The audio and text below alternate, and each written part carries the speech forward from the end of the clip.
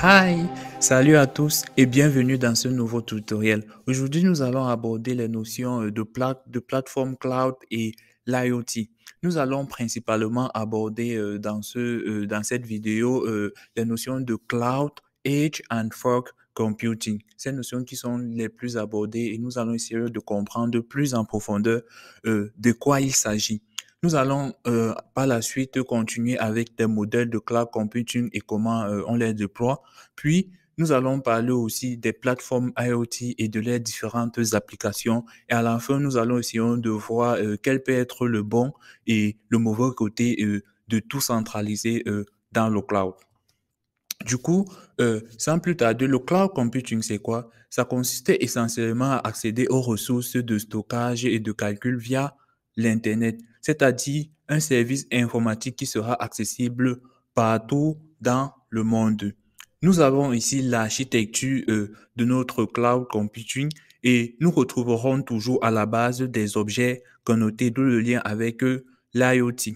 Puis, nous allons retrouver toute cette plateforme qui se retrouve dans des serveurs en ligne qui vont nous permettre de faire du stockage, qui vont nous permettre de faire de l'analyse et nous allons revenir plus tard. Mais avant, il nous faut une sorte de passerelle, une sorte de gateway qui va nous permettre de quitter de tous nos essais connectés et à renseigner un ensemble d'informations dans le cloud. Et ceci va se faire via des routeurs, via des répéteurs, via des switches qui vont nous transmettre l'information vers le cloud. Et pour cela, il convient de noter que si nous parlons donc de répéteurs, de switch, nous allons donc parler des différents réseaux où on va aborder la notion de LP1 qui signifie Low Power Wide Area Network. Et si nous nous retrouvons dans une zone qu'on veut couvrir comme une ville ou alors une très grande usine, on pourra utiliser les différents trucs que nous connaissions dans l'IoT comme le LoRa, le Sigfox, le NB-IoT ou alors le L2M pour des grandes distances, comme je l'ai dit. Ou alors, nous avons un simple réseau, une domotique qui est faite dans notre maison, une toute petite usine. Nous allons donc à recourir à des réseaux de courte portée pour pouvoir communiquer entre ces différents devices. On pourra utiliser du Bluetooth Low Energy, du Wi-Fi, du Zigbee, de l'Ultra Wideband ou alors de la RFID. Du coup, une fois que ceci est mis en base, cette architecture est mise en base, comment ils communiquent et comment les informations sont adressées dans le cloud, nous allons donc comprendre pourquoi nous devrions utiliser le cloud. Si un jour vous vous retrouvez dans cette position où vous avez un trop grand nombre de données et un manque de stockage, vous avez des manques de qualification pour développer un certain nombre de fonctionnalités, ou alors vous n'avez pas assez de moyens pour pouvoir pour pouvoir vous acheter des serveurs ou alors vous acheter des infrastructures utiles à la réalisation euh, sécuritaire de votre projet, alors vous devriez recourir donc à la plateforme cloud. C'est d'où vient l'intérêt du cloud, de pouvoir vous donner juste accès à ces différents outils-là. Si vous n'êtes pas bon en programmation, si vous n'avez pas assez d'argent pour le faire, si vous n'avez pas assez de stockage, c'est d'où vient le cloud pour pouvoir vous proposer ces solutions à des moindres coûts. On en reviendra plus tard sur ces avantages. Et du coup, on va donc parler de la notion de edge computing. Le edge computing vient donc, c'est cette couche vraiment du cloud computing qui va venir rendre la couche de traitement et d'analyse plus près du réseau. C'est-à-dire, nous avons nos objets connectés. Au lieu d'envoyer directement l'information vers le cloud, il y aura d'abord cette couche d'analyse qui va pouvoir trouver des informations pertinentes, analyser et puis dans le but de vraiment réduire. Si je veux me réduire, ça consiste juste à déporter le traitement et le stockage des données, non plus vers le serveur distant, mais à la périphérie du réseau. Ainsi, les données pourront transiter plus systématiquement, autant pour moi, vers le nuage. Et du coup, l'interaction en machine va plus produire et consommer aussi. C'est ce que je voulais préciser. Maintenant, une fois que ceci est précisé, on peut donc rentrer dans la notion du fog computing. Et la notion du fog computing ici, là, c'est vraiment la notion que vous devez comprendre, ce sont les notions de chiffres et d'emplacement stratégique. C'est-à-dire, on quitte du edge. Le but final, c'est vraiment de transiter les informations des objets connectés vers notre cloud. Mais on ne peut pas transporter énormément de données. Au vu des prouesses qui sont en train de faire au jour, la 4G ne réussit pas avec la 5G.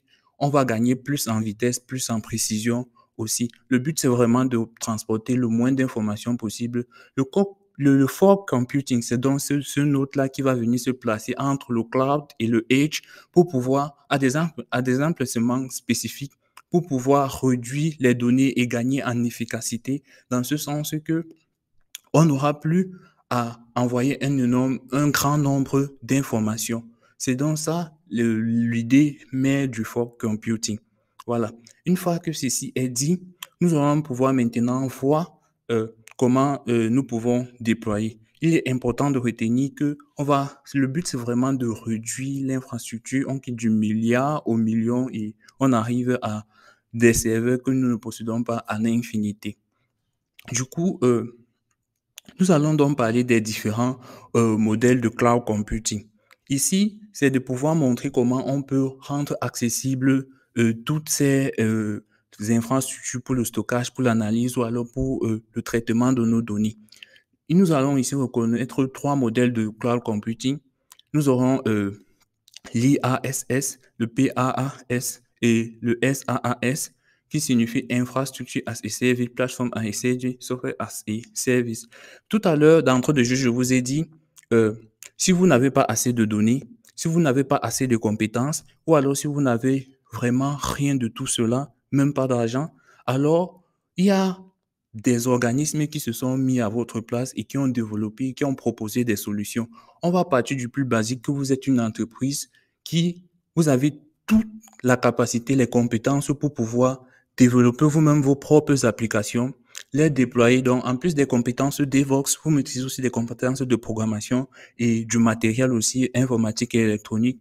Vous allez vous développer vous-même et vous n'avez pas nécessité d'avoir recours à des espaces de stockage. Par contre, l'infrastructure en tant que service, c'est ce domaine, c'est dans ce cas de figure où euh, vous n'avez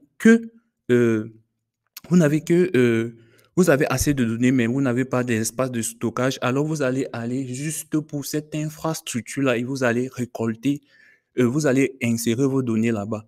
Si le nombre de données augmente, alors vous ajoutez encore et encore euh, votre souscription parce que ça sera payant et vous aurez encore plus d'espace de stockage. Par contre, plateforme as a service, c'est en plus du fait que vous n'avez pas de l'espace de stockage, vous ne connaissez pas aussi comment développer facilement vos applications. Alors, le plateforme as a service va venir vous proposer cela, qu'une fois que vous avez mis votre petit, câblé vos différents, une fois que vous avez votre, comment je vais dire ça, votre mécanisme en place, vous avez relié votre petit Arduino, des équipements connectés là. Maintenant, vous ne savez pas comment vous allez faire communiquer entre eux. Alors, c'est là où le plateforme as a service intervient. Par exemple, on peut prendre notre aide qui va vous proposer des solutions de facilement programmer. Ça sera tellement scalable, ça sera tellement flexible que modulaire que vous allez pouvoir développer un, deux, trois ou quatre de vos applications, ça marchera toujours. C'est donc ces différentes plateformes-là qu'on va appeler plateformes et services qui vont vous proposer cela. De l'autre côté, il y aura d'autres vraiment qui ne connaissent pas développer eux-mêmes et qui n'ont pas d'espace de stockage et du coup, ils vont vouloir acheter tout le logiciel en soi. C'est pour ça qu'on va donc parler de software as a service dans ce sens que vous allez vraiment juste récupérer l'application. Vous ne connaîtrez pas la structure interne. Vous n'aurez pas accès à, au logiciel ou à la plateforme. Tout ce que vous allez faire, c'est justement l'utiliser. Comme exemple, on peut parler de Gmail. On peut parler aussi du gaming. Quand vous partez, vous vous connectez juste à votre compte et allez, vous jouez au jeu, vous ne connaissez pas ce qui se passe et tout, c'est fini. Ce sont ces cas d'exemple qu'il est important de noter. Maintenant, nous allons parler du déploiement. Ici, on va plus se positionner où est située ma donnée. C'est parce que c'est généralement les cas les plus sensibles. Il y aura des clouds privés où vraiment la data center va se situer du côté de l'usine, de l'utilisateur et le fournisseur d'accès aux différents services n'aura pas accès à vos données. C'est important, n'aura pas accès à vos données. Par exemple, les banques utilisent des clouds privés. Vous comprenez donc là que c'est c'est assez important pour vous faire comprendre qu'il n'y aura pas accès à la donnée du côté tiers. Par contre, il y a des services publics comme Dropbox, comme Delcorer, où si par exemple j'ai besoin d'une image, je passe juste sur le net, je fouille, je récupère l'image. Il y aura tant de trucs. Il y aura des brokers MQTT que vous pouvez faire transiter vos données par là, c'est public et vous pouvez l'utiliser comme bon vous le semble. Il y aura des côtés, il y aura aussi des clouds hybrides, donc, c'est-à-dire entre le privé et le public. À l'exemple de GitHub, par exemple, vous pouvez mettre du code en public ou en privé et vous l'utilisez. Ce sont donc ces différentes façons de déployer qu'on peut retrouver aussi dans le cloud. Maintenant, on va passer aux plateformes IoT qui permettent de fournir tous ces services-là en fonction de votre besoin. Les plus connus sont Amazon Web Server, et nous avons aussi Microsoft Azure IoT Hub. Nous avons aussi Google Cloud Platform qui fournit, je pense que c'est Google IoT, oui, Cloud IoT, oui. Et nous avons aussi, pour ceux qui sont aussi fans de l'embarqué, Arduino IoT Cloud pour pouvoir développer, pour pouvoir programmer vos ESP32, vos différents microcontrôleurs connectés depuis le web et ensuite réaliser vos projets de domotique. Ensuite, une fois que ceci est dit, nous allons entrer dans un autre enjeu. Qu'est-ce qu'on peut pouvoir faire avec ces différents services que nous propose le web? On va pouvoir, par exemple, faire de la domotique, de l'usine connectée. Nous allons aussi pouvoir faire du track and trace, c'est-à-dire pouvoir connaître où est-ce que se trouve notre objet à n'importe quel moment donné, que ce soit dans les usines. On peut parler du zoning, ou on peut parler du zoning ou alors de géolocalisation. Tout va maintenant dépendre de ce que vous voulez et vous pouvez mettre cela en place. Puis, nous allons parler aussi des jumeaux numériques qui est directement lié, par exemple, à la maintenance 4D ou avant même de pouvoir faire notre propre système, on aura déjà simulé et voir vraiment comment notre structure pourra être optimisée et pourra prendre de l'espace, pourra être rentable à long terme. On pourra aussi bien sûr faire du monitoring et de l'analyse de nos données et il y en a plusieurs et plusieurs applications. Pour moi, l'IoT, c'est vraiment un activateur de ressources. C'est un peu ça, un activateur de projets, d'idées, en fait. Et maintenant, pour terminer, seriez-vous pour ou contre l'utilisation de cela? Généralement, quand on parle de cloud computing et de l'IoT, on va voir de l'efficacité dans le délai de traitement. C'est vraiment l'aubaine, c'est vraiment, on dit souvent c'est temps réel avec l'arrivée de la 5G, ça le sera encore plus. Et on parle aussi de scalabilité, dans ce sens que vous pourriez étendre votre projet en fonction donc si votre secteur d'activité augmente, la plateforme pourra aussi augmenter. Vous pourriez juste élever votre, votre offre sur la plateforme et vous aurez toujours ces services. La sécurité aussi, en vous fournissant les services, il s'assure qu'il y ait vraiment au niveau du réseau, au niveau de la communication, au niveau des échanges, que ces données sont cryptées, chose que peut-être vous ne pourriez pas arriver à le faire. Ensuite, il y a la réduction des coûts. Si vous n'avez pas l'argent pour vous acheter un serveur, si vous n'avez pas l'argent pour vous acheter des infrastructures qui vous aideront, des programmeurs et tout cela, bah, tout est déjà développé pour vous. Vous n'avez qu'à les utiliser. Et pour le contre, généralement, on voit le consentement de certains gens dans la transmission des données ou alors des données à caractère privé qui transitent et qui forcément peut aider la sensibilité et dont le règlement demande vraiment à être aidé. Ceci met fin donc à cette partie IoT que je voulais partager avec vous. Le domaine du cloud plus en plus présent. Je vous invite à laisser en commentaire tous vos différents avis, ce que vous n'avez pas compris. Si vous voulez partager plus de contenu avec moi, je me ferai un plaisir de répondre à vos questions et de suivre aussi vos différents conseils. Je vous remercie et à la prochaine vidéo.